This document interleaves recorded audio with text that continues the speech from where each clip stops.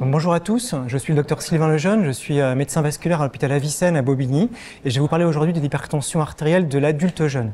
Donc, par définition, il s'agit d'une hypertension artérielle qui va être diagnostiquée avant l'âge de 40 ans.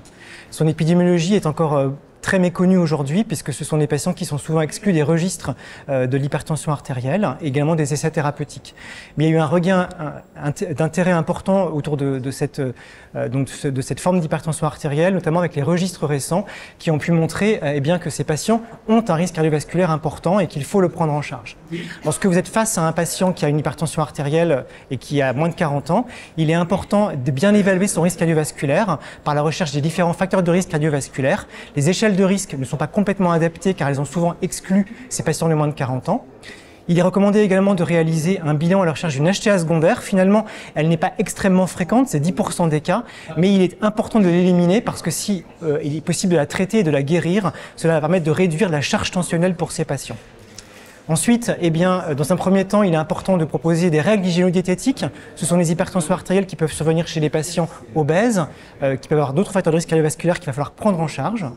Et puis, les recommandations les plus récentes, qui sont britanniques du NICE en 2024, nous disent il faut quand même prendre en charge ce risque cardiovasculaire qui peut être potentiellement important sur le long terme, et donc proposer, pourquoi pas, un traitement par monothérapie chez les patients à plus faible risque et pour les hypertensions artérielles les moins sévères. Dans la prise en charge de ces hypertensions artérielles, il est important de s'assurer déjà du grade de cette hypertension artérielle. Dans les plus sévères, on va recommander évidemment un traitement antihypertenseur d'emblée.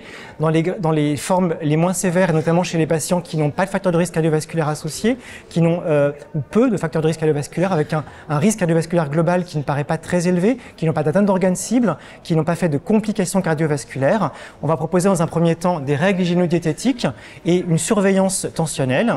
En tout cas, les recommandations les plus récentes qui sont britanniques, qui datent de 2024 et publiées par le NICE, nous proposent en tout cas de ne pas forcément trop tarder à prendre en charge par un traitement antihypertenseur ces patients afin de réduire la charge tensionnelle au long terme de ces patients et donc leur risque cardiovasculaire.